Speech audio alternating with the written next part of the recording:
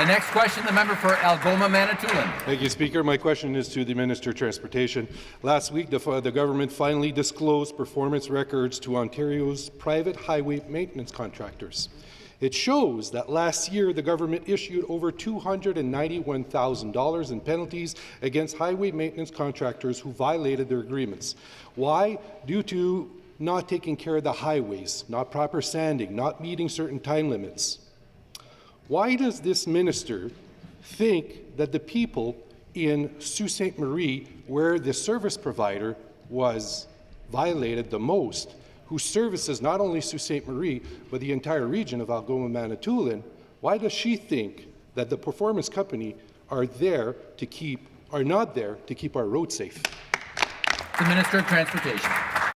Well, Mr. Speaker, as the member knows, it is the position of this minister and the Ministry of Transportation that the goal is to keep our roads safe and to pave our highways as quickly as possible so that motorists can travel along our roads safely and quickly, Mr. Speaker. And we take this responsibility very seriously, and our private contractors that work for the Ministry of Transportation are doing a good job, Mr. Speaker, of clearing our roads and getting to bare pavement as quickly as possible, and doing so beating standards at the top class highway across the province. Mr. Speaker, we are doing everything that we can to find ways to enhance our service levels in the north and across the province, and we will continue to do so. The supplementary question. Minister, I was on those highways last night, and I have to tell you, you missed the goal. The standards were not even met. I would invite you at one point or another to come to Northern Ontario and visit our roads. Earlier this winter, or just a couple of weeks, my colleague introduced a private member's bill that would end second-class treatments of Highway 17 and 11 and to ensure that they're plowed as quickly as possible at the same level as the 400 series. Instead, the government showed that they are perfectly happy to let Northern Ontarians roll the dice and get on the winter roads.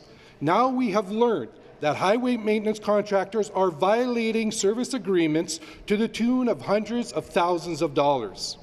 Why does the minister think Algoma and Sioux families deserve a private snow plow contractor with the worst compliance record in Ontario? Minister.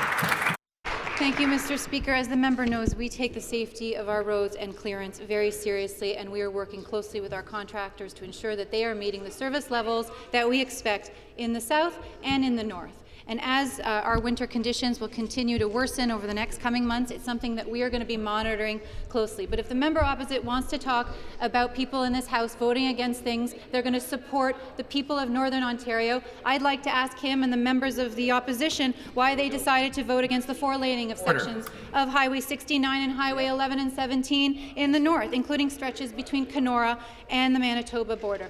Mr. Speaker, why are they voting against measures to make life more affordable for people in the north by voting against the fall economic statement, which will see a reduction in the aviation fuel tax rate in Northern Ontario?